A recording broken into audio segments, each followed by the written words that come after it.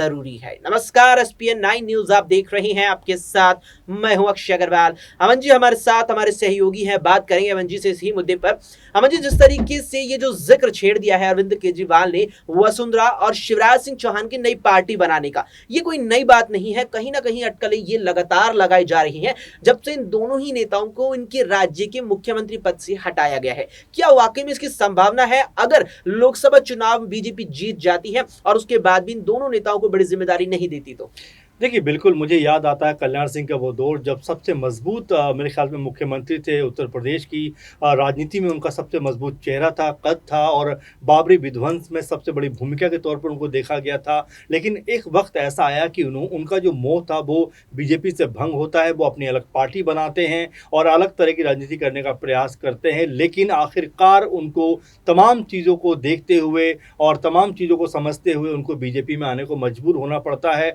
मुझे याद आता उमा भारती का दौर कि जब वो सीएम पद पे थी, हटती हैं, उसके बाद फिर एक अलग राह पे जाने की जो है प्रयास करती हुई दिखाई पड़ती है। लेकिन जब कोई चारा उनके पास नहीं होता तो घूम फिर के फिर वो बीजेपी में आ जाती हैं। केशुभाऊ पटेल जो हैं गुजरात के, उनको भी हमने बागेश्वर उनके भी देखे थे, वही मुख्यमंत्री रहे और उसके बाद वो वापस बीजेपी में आ जाते हैं। तो मेरा कहने का अर्थ ये है अक्षय कि तमाम बार यहाँ पे बागेश्वर देखे गए बीजेपी के जो नेता हैं, मुख्यमंत्री हैं, लेकिन घूम फिर के जो उनको फिर बीजेपी में आना पड़ता है, क्योंकि बीजेपी की जो विचारधारा है वो बाकी पार्टियों से एकदम अलग है। इसीलिए तमाम जो पार्टियां हैं या तो ये लोग उनमें जाते नहीं, और जाते हैं तो बड़ी मुश्किल से इस विचारधारा का जो पीछा है वो छुड़ा पाते हैं। और अब ऐसे में लगातार जो खबर आ रही है कि क्या शिवराज सिंह चौहान कोई बड़ा कदम उठा सकते हैं। देखिए, अभी राजनीति को लेकर तो कुछ नहीं कहा जा सकता अक्षय कि क्या कुछ हो सकता है, क्या कुछ होने वाला, लेकिन जिस तरह से आपने वीडियो दिखाया जिसमें अरविंद केजरीवाल ये बात कहते हुए दिखाई पड़ रहे हैं कि वो साफ तौर पर कह रहे हैं कि ईडी और सीबीआई के डर की वो यहाँ पर बात करते हुए नजर आ रहे हैं। वो कहते हैं कि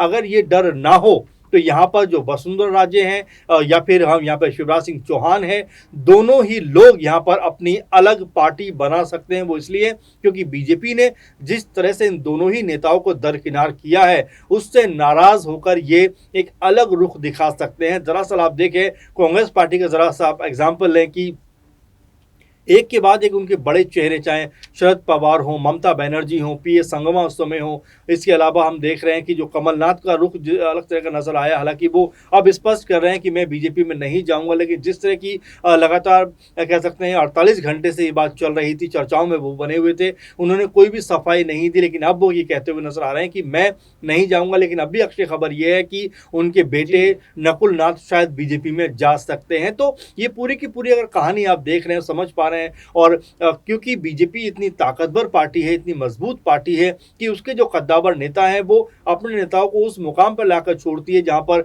वो ना आगे जा सकते हैं ना पीछे आ सकते हैं। अगर उनको राजनीति करनी है तो बीजेपी की हाँ में हाँ मिलानी पड़ेगी, बीजेपी के साथ कदम से कदम मिलाना पड़ेगा। जरा सा भी उन्होंने इधर उधर किया तो उनके ऊपर मुश्किलों का पहाड़ टूटते हुए देर नहीं लगेगी।